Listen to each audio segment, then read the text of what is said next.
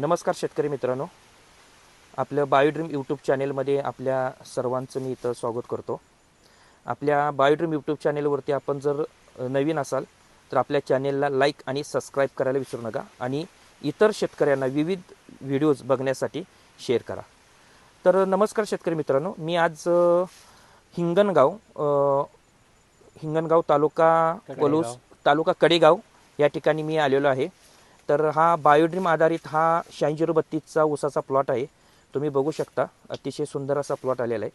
तर आपण इथं शेतकऱ्यांची ओळख करून घेऊया. तर साहेब नमस्ते. नमस्ते. तुमचं नाव आणि तुमचा पत्ता पूर्ण सांगा. माझं नाव कुलदीप रवींद्र महाजन, राहणार हिंगणगाव, तालुका कडेगाव, जिल्हा सांगली.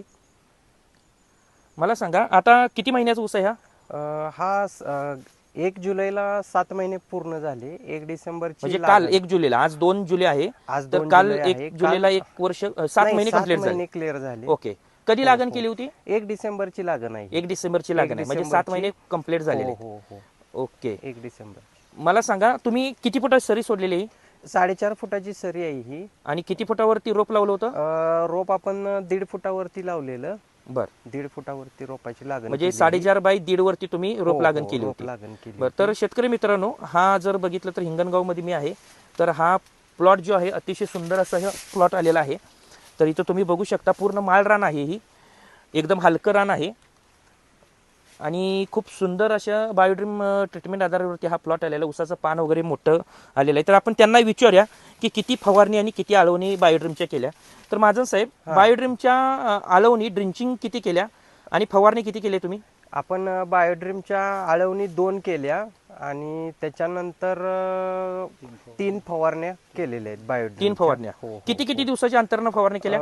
ह्या फवारण्या आपण आळवण्या आपण 1-1 महिन्याच्या अंतरानं आणि फवारण्या आपण 1-1 महिन्याच्या अंतरानं. 1-1 महिन्याच्या, असं 3 महिन्यामध्ये 3 फवारण्या आपल्या झालेल्या. 3 फवारण्या. ओके.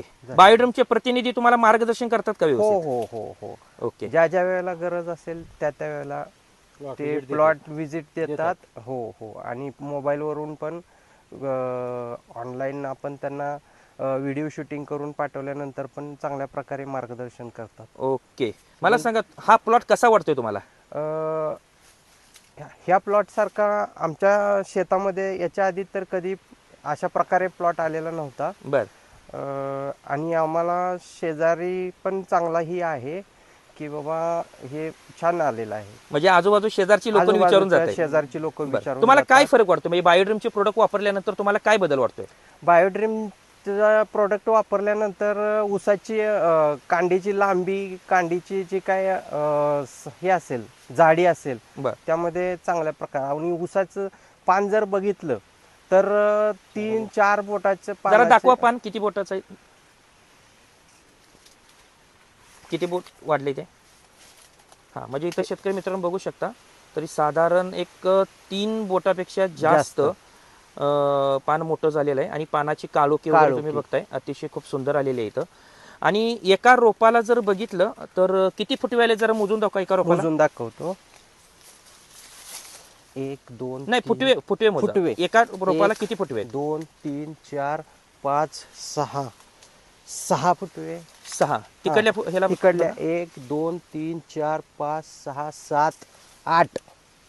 म्हणजे सरासरी 7 ते 8 असे फुटवे एका याला आहे. कारण का शेतकरी मित्रांनो, 4.5 बाय 1.5 फुटावरती रोप लावलेला आहे.